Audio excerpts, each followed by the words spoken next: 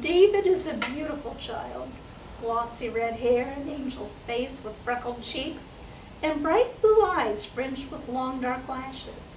Hopefully his face will make his life a little easier. So far, however, his looks have not purchased him any leniency, even from his own parents. Nature and nurture both conspired against this little boy.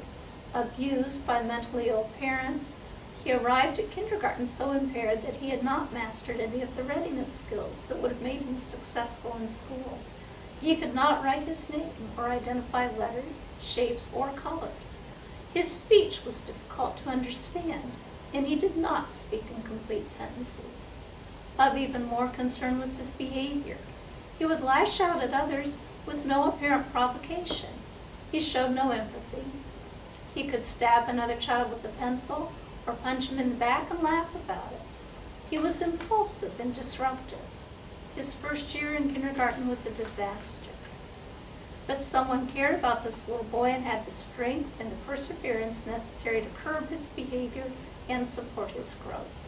Mrs. Miller was a foster mother who specialized in hard-to-place children.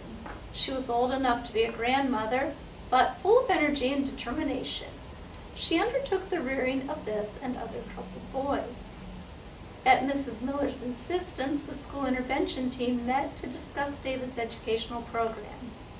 It was determined that David had a specific learning disability. Kindergartners are rarely identified as learning disabled. Some characteristics of specific learning disabilities are common among very young children, and it is usually felt that the child should be given a chance to mature.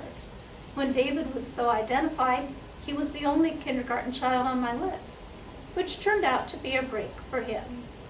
Throughout kindergarten and first grade, I tutored David one-on-one, using a structured sequential reading program specifically created to address the needs of learning disabled children. It worked.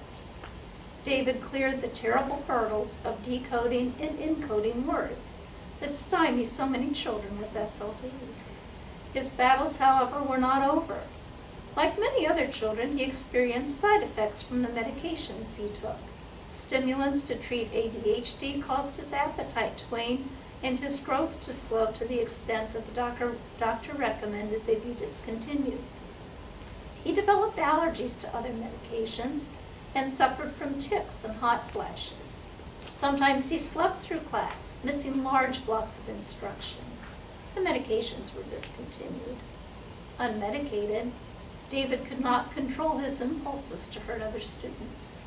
When restrained from hurting others, he engaged in self-destructive behaviors, destroying his own work and injuring himself by banging his head or scratching himself.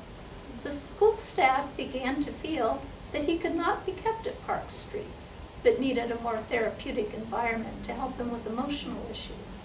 Mrs. Miller was at her wit's end at home also. With minimal paperwork and few weeks' wait, David was enrolled at a residential treatment center. When he returned to my class in the fall, he was on new medications and his behavior was manageable. But Mrs. Miller informed me that there had been virtually no academic progress. This was disappointing news. As we began testing again, I discovered that David had indeed made no progress, but that he had not forgotten what he already knew. He quickly outpaced my other pupils, including those in regular ed in reading and spelling. Sometimes his comprehension seemed to lag, perhaps because he impulsively shouted out or wrote down the first answer that popped into his head. David has moved into the intermediate program. My time with him is over, except for those moments that I see him in the hall or on the playground. We had a long history together, and it's a little hard to let him go.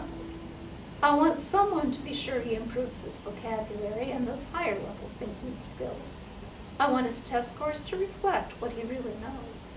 But more importantly, I want somebody to love David, as Mrs. Miller does. I want someone to appreciate the good mind that eventually surfaced in spite of all the physical and emotional impediments. I want someone to smile at his mischief, but draw the line firmly at destruction and aggression. With a good home and a good education, this little boy can succeed. One winter day, before the threat of testing loomed, we were taking a warm-up multiplication quiz in math class. After handing out the 20-problem quiz, I went to my desk to start the timer. I noticed Waylon, who was seated next to my desk, a student who had great potential but many behavior problems. He was reading the book Captain Underpants. I told Waylon that we were doing math and we would have time later to read. I ended up making a deal with Waylon.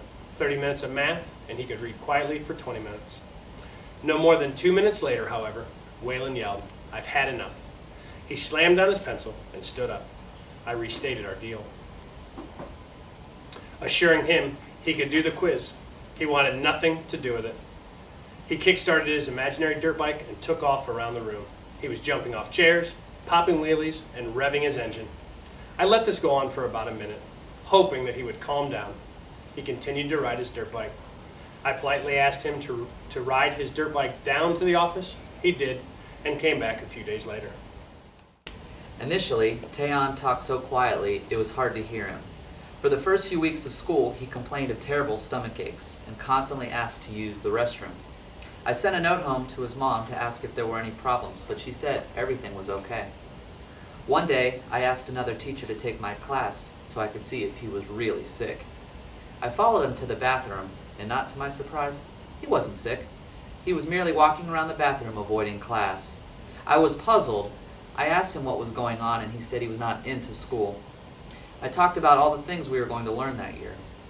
I told Taeyeon that he needed to be involved with the class to run properly, that he was the burning fuel for our learning ship, and if he was not in our class, our boat could not leave the harbor.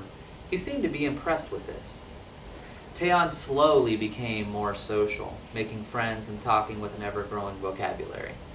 I gave him leadership roles such as classroom manager, and he did them well. He took great pride in the work he did, and soon, when he was done, he helped others. By the end of the year, Taeyeon earned all passing grades and was moved to the first grade. Much of his success was in his attitude. He felt like he was an important part of the class, as we constantly reiterated that we were truly a family. And as he felt more comfortable, his skills blossomed.